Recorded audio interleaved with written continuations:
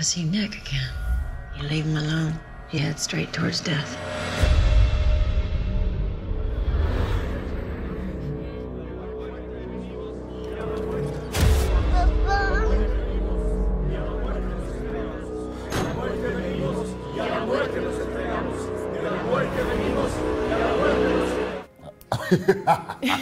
That's a good question. Yeah, that's a good question. yeah. I think we thought it was a good idea Yeah. going on the water. You know, you think that, like, okay, cool, we're going to leave LA, we're going to get on this boat, and we have some locations to get to. But remember, it's LA, and there are a lot of other boats, and people coveting your boats. And so there we get caught up in situations like we have in the beginning of season, 2, where we're getting compromised, taken hostage because of someone talking to. It's an easy mistake to make. To Jack, because he had this nice dulcet tones. He had a great ponytail. He had a great right? voice and a great ponytail, didn't he? He had a man, like a little man no, man bun. Man bun? Man bun. Yeah, so because we're on the boat, we got compromised by guys So with man in short, buns. I think we thought it was a great idea, but maybe not so much. Maybe it's time to get off. But I mean, it was cool being on the boat. That's new for this universe in general. Like, we haven't seen that in The Walking Dead. It was new for us, and it definitely gave people a different perspective. Yeah. I'm very comfortable with my role. I like the idea that people may think that, I don't know if any person who, if the audience think he's a bad guy, if a person actually thinks he's a bad guy.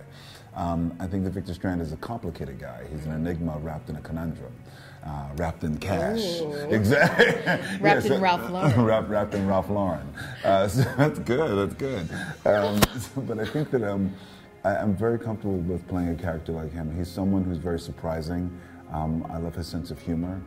And I think that he actually has, he's more there's so much more than meets the eye. And I think the he's moment protecting himself. The moment you get a sense of that, and I think that sometimes Victor, he's in control of what he'll let you see and when he'll let you see it. But he's been challenged lately when things are just revealed, and then so he has no control over it. So that is something, and it's complicated, and something he's going to have to continue to examine and deal with as we move on in the series. Well, the funny thing is, I still think that I personally, it's my own personal secret that Victor Strand's sexuality, I don't know if you would even call it fluid, but I think it's about opportunity. And so I think that, I think it's easy to say that a character is gay and then you just say, okay, that's who he is. But I think that, like, even in the very beginning, season 1, Victor Strand, Abigail, and Dave Erickson told me Abigail was my daughter. And then that changed in the writing room. They decided, okay, Abigail is going to be your partner. And so also I think that Victor Strand just lives in his own universe in a way of what is, and not that he lives in a place where it's gay, but gay. I just think that, he's very... Gay and gray. I think what's interesting about Victor Strand is that he's very complex. And so I think that, Abigail, if the opportunity had arisen, Abigail could have been a woman.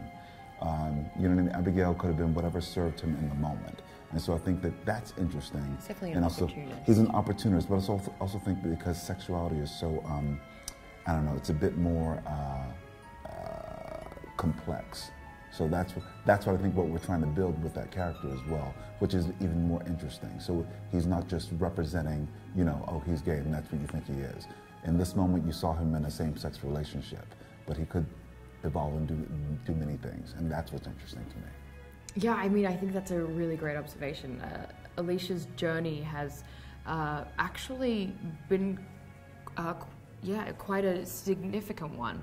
You're right, at the start of season 1, she's younger and she has kind of built up a protected faux strength, I think, around her. And that by the start of season 2, she's sort of coming into her own, but she's still very much trying to do right by everyone else and then actually just sort of making mistakes in the end. But the second half of this season is a really amazing moment for her. It's her actually coming into herself and finding her inner strength and seeing what she actually needs to be for everyone. And wanting to be treated like an adult now. I think she's pushed for that before too, that she's not a child, but now she actually is having to prove it. And and make everyone else see it too. Well, what you're going to see in season 2B are characters still, once again, struggling with having to make choices that they would have never made before. Going to some of the darkest places, forming new alliances and new bonds. I think people are trying to secure new homes and figure out exactly what is that.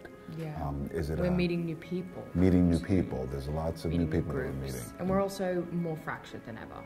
Yeah. So there are different Separate characters having their own separate journey. Okay, we need shelter. That hotel. Could be crawling. Better indoors than out. Pues vamos a ayudarlo.